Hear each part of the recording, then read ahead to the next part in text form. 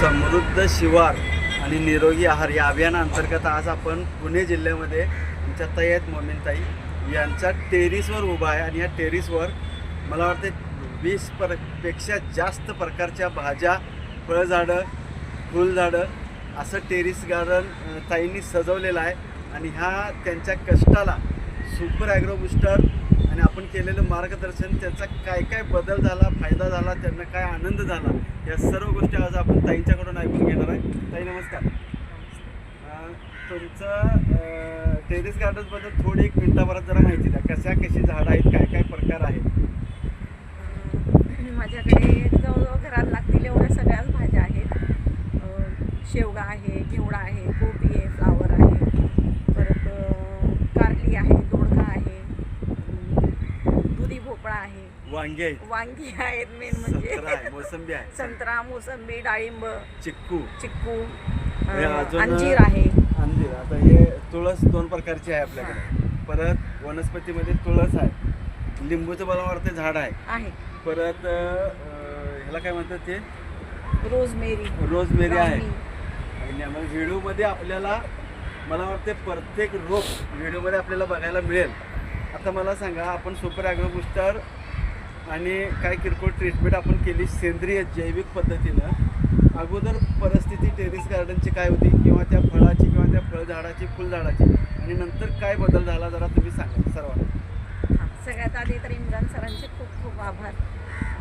आणि जेव्हा मी सुरुवात केली तेव्हा ही झाडं एवढी काही चांगली नव्हती, थोडी कोमेजलेली. आणि वांग्याचं तर असं होतं की मला जवळजवळ 15 दिवस 1-2 अशी वांगी जमवावी लागायची. पहिल्यांदा असं झालं की एका भाजीसाठी एकाच वेळी एकाच झाडातून मी जवळजवळ 6 वांगी घेतली.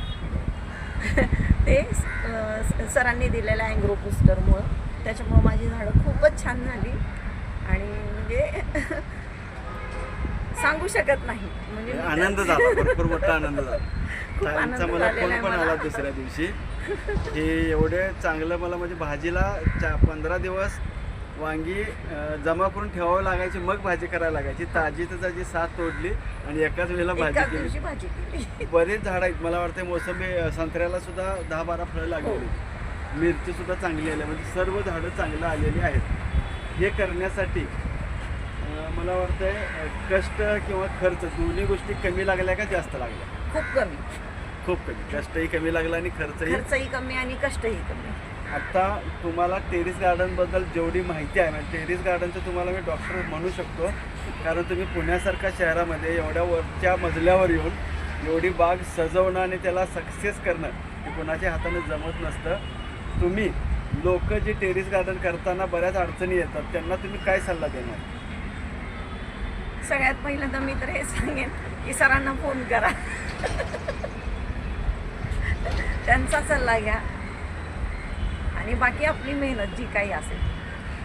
कसं आहे, टेरिस गार्डन संदर्भामध्ये 100% शुद्ध अन्न निघणं सोपं आहे. फक्त आपल्याला काय लागतं, एक कुंडी किंवा ते माती ठेवण्यासाठी एखादं पात्र आणि त्याच्याबरोबर एखादं झाडाचं बी किंवा रोप. हे जरी केलं, जसं ताईंनी आपली हे टेरिस गार्डन 100% शिवार तयार केलं, म्हणजे शेत तयार केलं आहे, तसं तुम्ही करू शकता आणि निरोगी भाजी खाऊ शकता. ह्याच्यासाठी तुम्हाला स्क्रीनवर ताईंचाही नंबर मिळेल, माझाही नंबर मिळेल. तुम्ही तुमचं टेरिस गार्डन 100% सजवून घ्या आणि निरोगी आहार कसं खाता येईल ह्याची काळजी करा. धन्यवाद.